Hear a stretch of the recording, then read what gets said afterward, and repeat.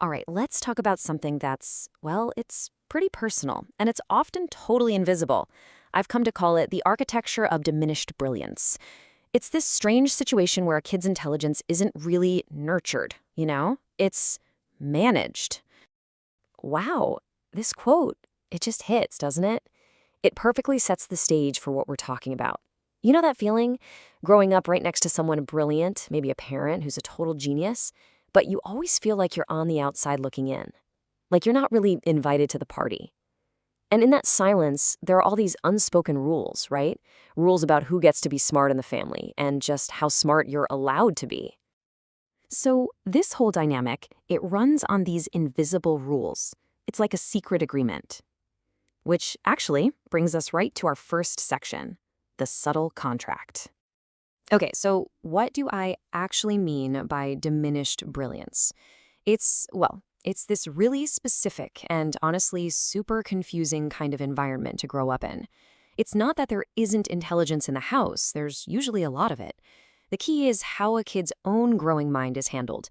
Instead of being this amazing thing to celebrate together, it's treated more like a threat, a challenge to the person at the top, something that needs to be kept in its box. And this is the contract. These are the terms and conditions. The thing is, no one ever reads them out loud. They're enforced in a million little ways. A look, a joke, a quick dismissal. You start to feel this ceiling being built right over your head, and you learn, real fast, that there are these invisible lanes you absolutely have to stay in. And you know what makes this whole thing so tricky?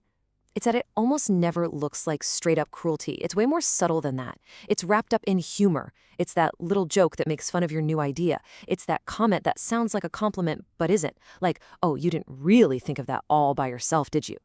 All of it is designed to keep you in your place but with a smile. So everything on the surface looks totally fine, even loving. So, okay, what's the fallout from growing up like this? What does it actually do to you long term? Well, it's complicated. It's not all bad, believe it or not. There are definitely two sides to this coin. So here's the paradox, right? The trade-off. On the one side, you might have developed some serious strengths. I mean, you could be incredibly sharp, a fantastic analytical thinker, all because you had to be. It was a survival mechanism. But then there's the other side, and the emotional cost is just huge. We're talking chronic self-doubt, always hesitating before you share an idea, and this just deep, aching feeling of grief that you were never really truly seen. And this right here, this might be the biggest cost of all. Your own mind, your best tool, your greatest asset.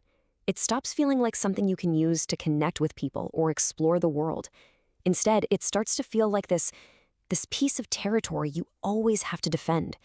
You're constantly on guard, just waiting for someone to try and shrink it or tear it down. So you might be listening to this and wondering, does this actually apply to me? Let's find out. We're going to walk through some of the most common signs. Just see if any of this rings about. All right, as I go through these next few points, I just want you to listen. No judgment, okay? Just let them wash over you and notice if anything clicks. Sometimes just seeing it, just recognizing the pattern, is a huge first step. Man, that one is a biggie, isn't it? Feeling relief instead of excitement when you share good news?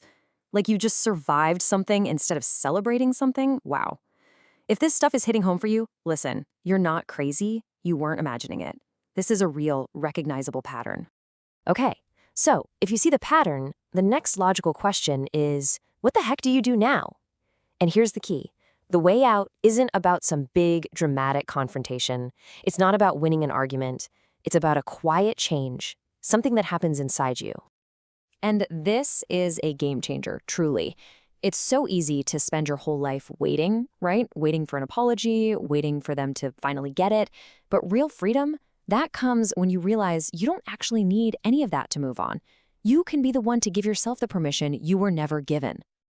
So what does that actually look like? How do you do it?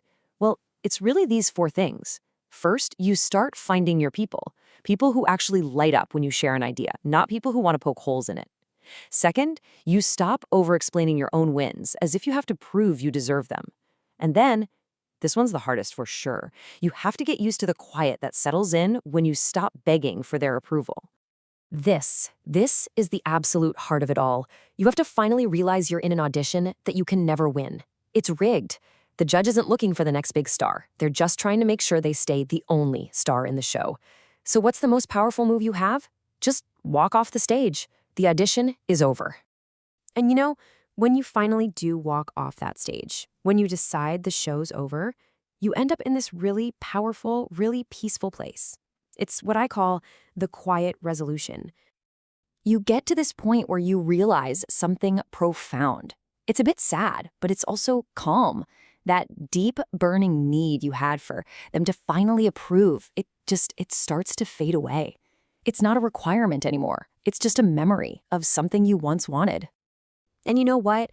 It's totally okay to acknowledge that loss. It's okay to be sad about what you never got. Because it would have been really, really nice. It would have meant the world. But this is where the freedom is. It's that tiny shift in language from it would have been to it is. It is no longer required, not for your happiness, not for your success, not for your self-worth. That power, it's yours now, finally. And what's left after all of that?